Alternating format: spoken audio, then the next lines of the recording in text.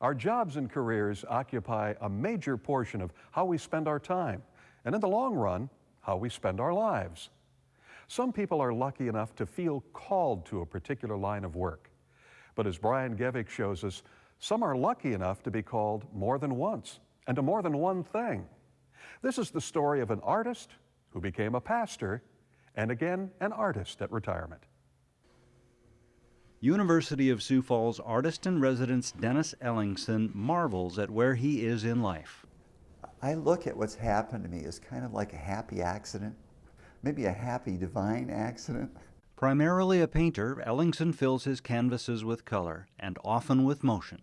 Well, I know I have a style, but I think it's developing. I think it's not where it's going to be. I think it's not, it's kind of a realism of sorts, but it's kind of a sloppy realism, if that makes sense. I mean, I don't want labored realism. I want the brush to kind of do things.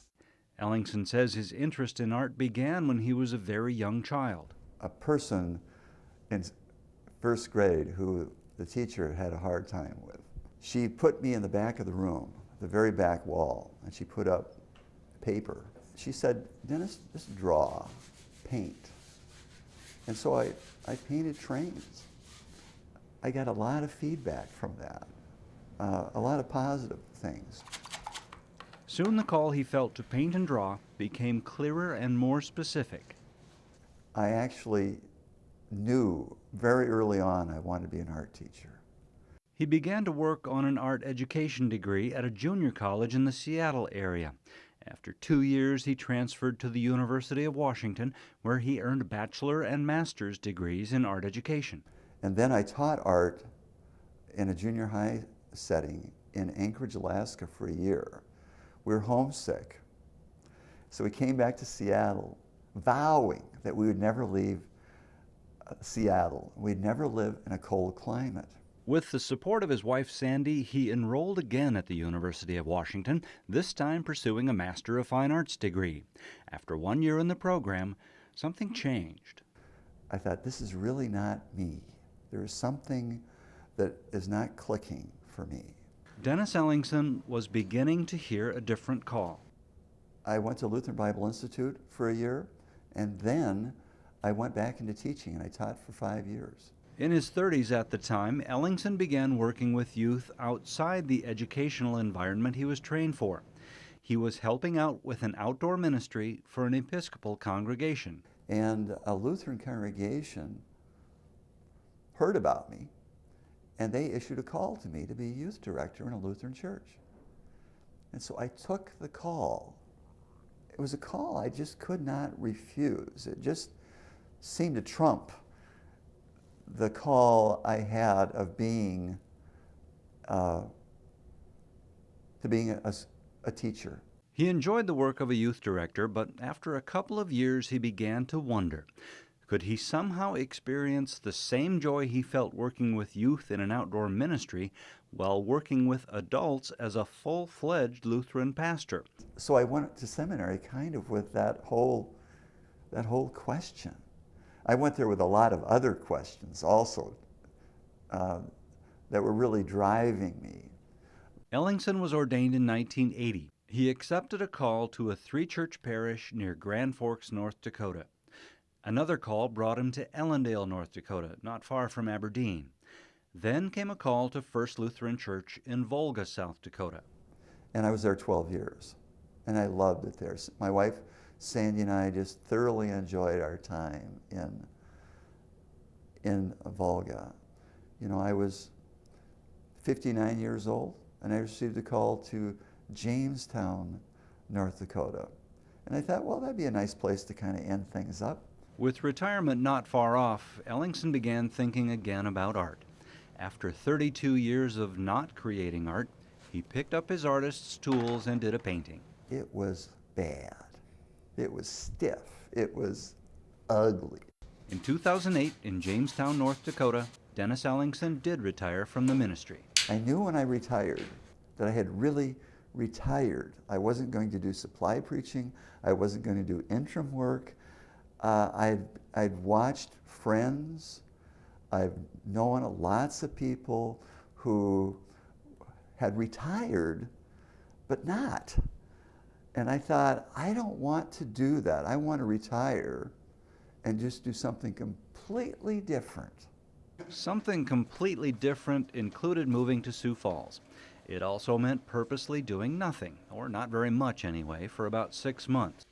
Purposely doing nothing much except taking an advanced drawing class at the University of Sioux Falls. To see if I had any artistic skills, you know, if I could actually do anything. And to my surprise, I could still draw. And I thought, I like this. I think this is what I should be doing. He took more art classes over the course of a couple of years and got the attention of USF art faculty, including Fine Arts Area Chair Nancy Olive. Nancy invited me to be the artist in residence, and I said, what does that mean? She says, I don't know, but we'll kind of play it by ear and we'll figure it out. And so that is what I am. You know, I kind of know what it means now. And I'm just there. I'm painting or drawing or doing something and just visiting with students. When he's not being artist in residence at USF, he's teaching design or art appreciation classes at Killian Community College. He keeps busy. Ellingsen has works on exhibit around Sioux Falls, in public places like Southeast Technical Institute, and in galleries like those at the Washington Pavilion Visual Arts Center. Every time you create a painting, you're kind of putting yourself out there. And people are saying, ew, or oh, or that's really nice. I like that. Or I don't like that. I know that all people aren't going to like everything I do. I know that some people are going to like some of the things I do. My style doesn't resonate with all people. So I just keep painting. There's just something in me that I want to keep creating works of art. Ellingsen says process is the common ground between his current calling in art and the call to ministry he pursued for more than 3 decades. You know, when I would craft a sermon, it began just reading the text in Greek, you know, looking at it, thinking about it, mulling it over. So in that sense, I think there's something that a pastor has in common with a painter, with an artist, because an artist is crafting something weekly, daily, and you're just kind of putting it out there for people to say yay or nay. And I think a pastor is always kind of out there. You have a high visibility on a Sunday morning. And that's where you're judged a lot, right there on a Sunday morning. I'm not saying it's fair or unfair, but that's just the reality of things. Dennis Ellingsen, whether by nature or by circumstance, speaks like a profoundly grateful person. I'm just a very blessed guy. You know, I say that word very guardedly, but I am. You know, I'm lucky and I'm blessed.